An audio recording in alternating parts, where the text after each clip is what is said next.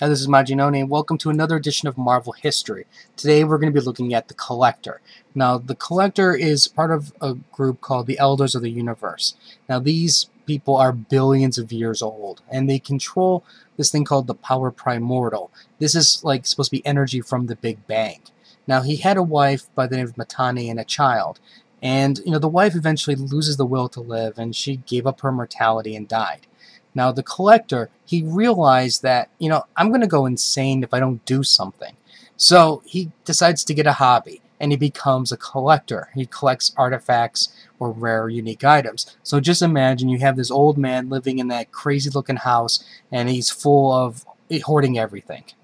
Now, one of his powers was the ability of prophecy, and he foresaw Thanos destroying the universe. So what he did was he decides to create a massive museum or a zoo of countless life forms. So what he did was he went around everywhere and he basically kidnapped individuals and stored them, or creatures, plants, whatever. And this way, if the universe does go boom, then he's able to repopulate the universe. Now, also, what made him really powerful was he possessed one of the Infinity Gems. But the thing is, he didn't know what he really had, and eventually Thanos took it from him, and thus Thanos formed the Infinity Gauntlet. Now, learning of a second danger of the universe by the name of Krovac, he sends his daughter, and basically she was supposed to be the spy and keep tabs on Krovac, and then this way they were going to figure out a way to, prevent him from destroying the universe.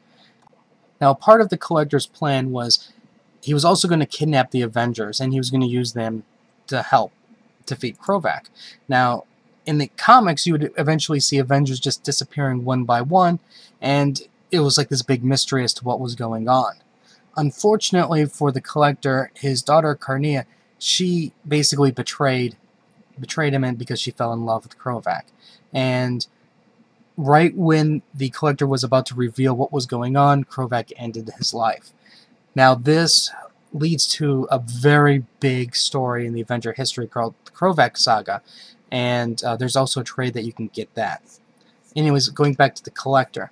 Now, the Collector came back to life later on because one of his friends, the Grandmaster, decides to get into a contest or a game with death.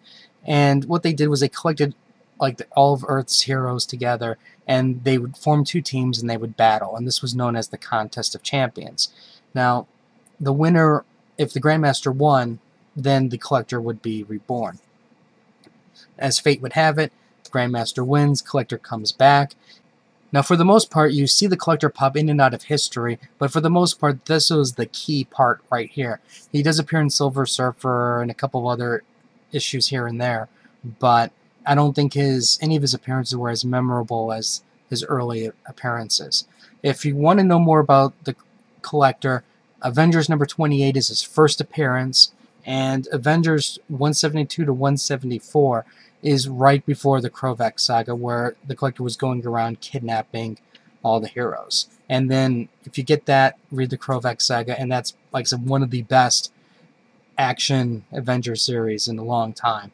I mean, it's still difficult to duplicate today. Anyways, if you have any comments or questions, let me know.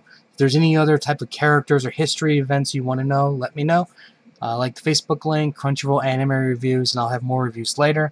So until next time.